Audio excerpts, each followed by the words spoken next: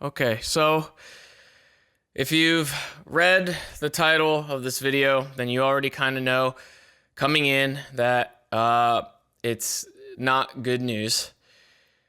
This is probably the hardest video I've had to do, possibly ever.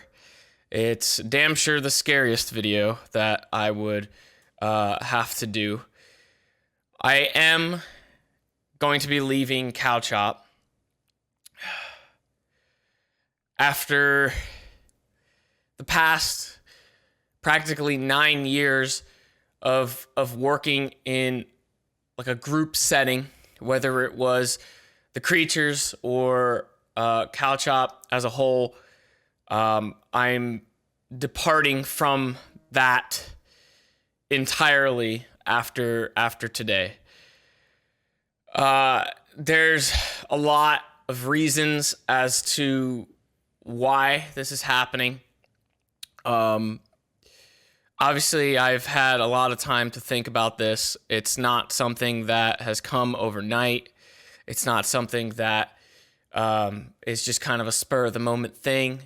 This is something that has kind of been on my shoulders for a long time, and has been something that I've wanted to do for a long time. And I feel like I need to stop lying to myself now and simply pull that Band-Aid off now, before it gets any worse for me. I'm going to try my best here to list off, most of the reasons as to why I'm doing what I'm doing, just so that way there's no alternative realities that people come up with. I know how the fan base can be. I don't want to leave anything super open-ended. I want to try to give you guys as much information as I possibly can in this situation, so that way at least you guys know where my head's at, and hopefully paint that picture for you guys to show that it's not something that has just kind of come out of the blue, even though it may very well seem like that with this video. I don't know. I've tried to leave the CowChop operation on numerous occasions before. I know that in itself may come as a bit of a shock.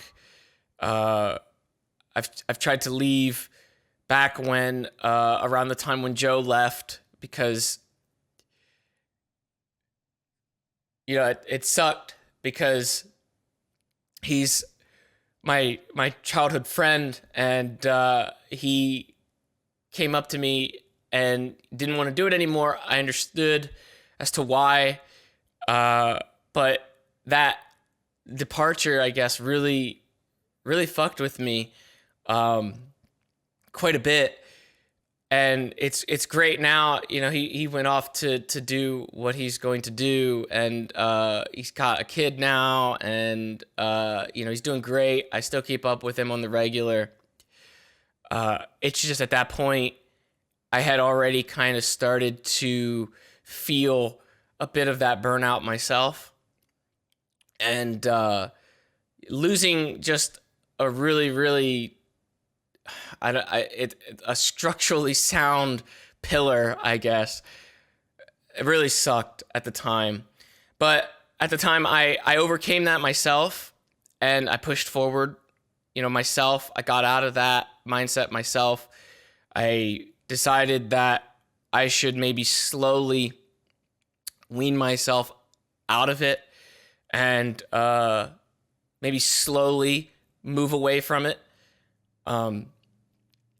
And so I kind of started to groom Trevor at the time to more so take my place in the group and have him maybe do more stuff. I know that might not be super well known. I believe Alex had mentioned it on stream, that was kind of a plan for me, was to have Trevor take over that spot. And then it turned out that Trevor wanted to go do other things as well. And, I have no issues with that whatsoever, that Trevor never really saw this as a thing. And when I say that, I mean the CowChop stuff. He never really saw this as a thing that he wanted to do for even long term. And that's something that it sucked, but I understood that.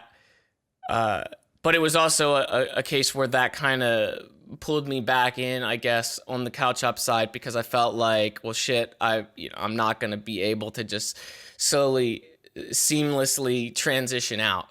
It's just not going to happen. So I need to stay to ensure that everything just kind of stays. I wanted to have kind of a hard cutoff with the contract stuff, maybe not re-sign the Rooster Teeth contract. But I was talked down off of that ledge, and I still didn't think that I could do it. I still didn't think I could stick around through that entire duration, but I tried my best. I gave myself a year in that contract extension. I gave myself a year, and I kind of put a time frame on it myself to see how I would feel. And towards the end of last year, I was still feeling all of the normal, all the feelings that I feel now in regards to leaving. But after talking to Alex and Brett, they kind of talked me down again. And I resolved with myself that I could potentially get through that year. I could get through the contract. I could do another one again. And it just kind of became a thing where, I don't know. I don't know if I was lying to myself, where I just kept thinking, maybe I'll make it through this next big portion. Maybe I'll make it through this next big portion. Maybe I can make it till then. It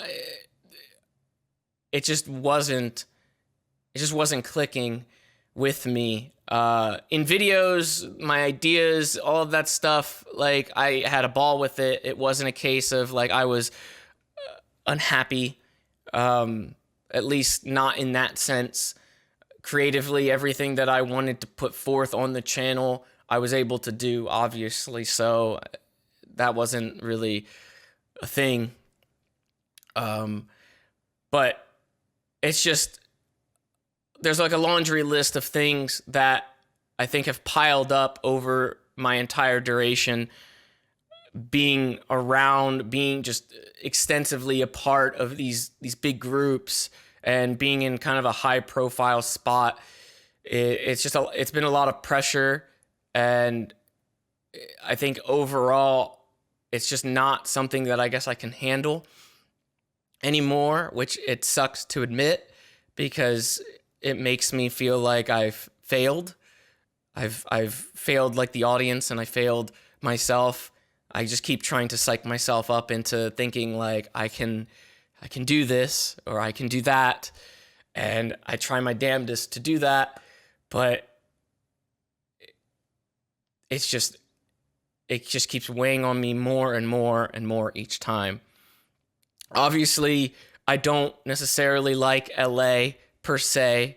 I don't regret coming to LA. I don't think LA is a catalyst for the end or whatever people will come up with, because I know that that's probably the first thing that people will point their finger towards. But all of the horror stories of LA are true. And for those reasons, I don't like LA. I don't like driving out here. I don't like the traffic. I don't like, how expensive it is and all of that. But that didn't make it for me untriable, undoable.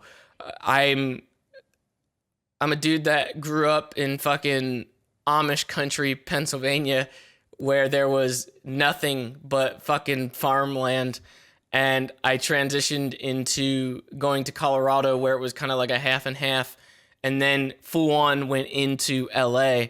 And I can say that I did that, and obviously it affected me a lot, but I pushed through it each and every time. So I don't think that it's just one of the things. Another thing is that I feel like within CowChop, at least in terms of my own mindset, I had an idea when we started the channel. I had kind of my own little list of things that I wanted to achieve, like little goals.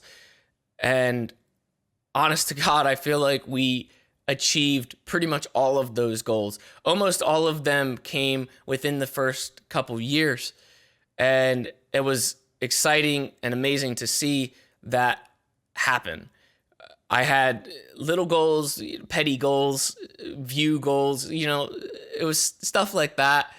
And we hit all of those things. Like, we accomplished all of that stuff. And I had said at the beginning of CowChop that I wanted to make sure, there wasn't anything that I really wanted to achieve for myself. I wanted to make sure that everybody else was kind of taken care of. I think that was the quote that a lot of people pulled from that. And it sucks because all the people that I had said that, I had said that for in regards to, they all left or they're all gone, for whatever reason or another, which left me in a place where I was kind of directionless. I didn't have any more goals because all of the goals that I would have had for CowChop were already achieved, accomplished. I wasn't really reaching for the stars. And then my personal reason as to why I kept going was also not there, which also sucks. But I'm the type of person, I guess, that there have been crazy opportunities with CowChop. There's been bigger opportunities. There's been stuff like potential television things on the table, things that nobody would scoff at, stuff that is huge, right? I mean, for a brand that you helped create at the start, those are tremendously huge things that would only further that brand, would only further everything in general. But it's a constant fight within myself as well, because that's not me. I'm not that type of personality. I'm not the typical LA personality, I guess. I'm not like a showman like that can go on and put on the show. I mean, I know I put on a show for the masses, so to speak, but it's weird, right? It's just not me. It's not in my DNA. It's not in my personality to be the TV personality. And those are things that everybody should strive for. Everybody probably would love to have, but those things are not something that I guess I would feel comfortable doing. I didn't even feel comfortable doing the Let's Play live events, those big productions, live on stage in front of hundreds and hundreds of people. I was scared to death doing that shit, man. I guess that's the introvert in me, but that shit is scary. That's absolutely scary, unless you have a shit ton of alcohol. But those things are just never anything that I ever would have expected me to do. If you would have asked me back in fucking middle school, high school to do any of those things, even speaking in front of the class, never in a million years. I would try so many different things. I would try excuse after excuse to get out of those things. And here I am doing these things with this company, for this company, for the CowChop brand. And none of those things, I guess, were really ever me. And I feel like, again, I need to be honest with myself. I need to be true with myself in these situations, with how much of that weighing on me, with all of that weighing on me. I just need to evaluate that. I think with my busted ass leg, when I fucked up my leg and I broke my leg, it was a freak accident. Nothing that anybody could have anticipated. Nothing that it was just a kind of a thing that was bound to happen. You know, we're essentially jackass light, for better or worse. And there were so many instances over the years that anything bad could have happened. Hell, even the last maybe year or so at the Creatures, anything bad could have happened then because I was trying to fucking do dumb shit at that time as well. It was just kind of bound to happen.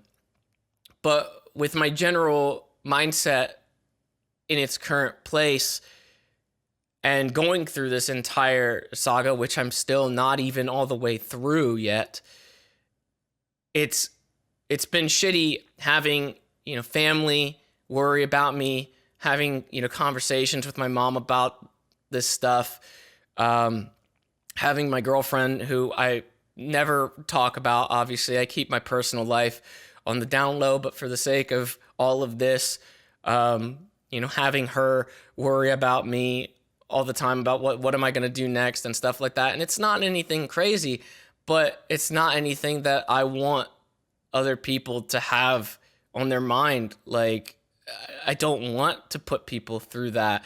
And I know that people will sit there and say, well, you shouldn't have to do that. You don't have to do that. You don't have to fucking destroy yourself for the sake of the content and all of that. But let's be honest, like I said, CowChop is pretty much jackass light. I know what the brand is. I helped create it. I know exactly what it was that was made from the start. I know all of that. And truth be told, with the way gaming has kind of gone to the wayside over the past number of years, that was or is our bread and butter. That is the thing that we are known for. All those shenanigans and stuff from back in the house all the way up till today. All of that is a part of us. And I would be doing a massive disservice to myself and to the brand that we built if I just kind of opted out of all of that. If I opted out of all of that, like, continually. And I know if I went back in on the regular, that I wouldn't want, like, I'd be scared to do anything. I wouldn't want to do any of these crazy stunts anymore. I wouldn't want to do any of the dumb shit. It's a joke and a meme all the time where it's like, I'm getting too old for this or whatever it is. And I'm still very young, but I guess it's just where my head's at. I want to focus on myself. I want to focus on my family and those around me. I would like to focus on my gym stuff, when I can, get back into it after my physical therapy and all that stuff. I want to do charity work. I want to do some charity stuff on the side as well. Maybe volunteer work. I talked to Joe extensively when we were still in Colorado about some stuff that I wanted to do that I tried to sign up for before we moved, but then we moved out to LA and I couldn't do any of those things that I wanted to do at the time. I wanted to do some of those things out here, but I simply did not have the time. I didn't have the free time to do any of that stuff. I would love to do stuff like that going forward with whatever the time is, and I know it's going to take time to figure everything out. I think all in all, on top of everything else, I think the YouTube stuff has been draining. It's been demoralizing. It's been tiresome. It's led to massive, burnout, which I know a lot of YouTubers have talked about. But we really got fucked over at the start when we started CowChop. The demonetization stuff literally happened right when we started the channel. We had no idea going in that was going to be a thing, but we remained true to the idea and remained true to the brand despite all of that shit happening. And obviously over the past couple years, it's only gotten worse. It's only gotten worse for that type of content, to the point where like people have left the platform completely.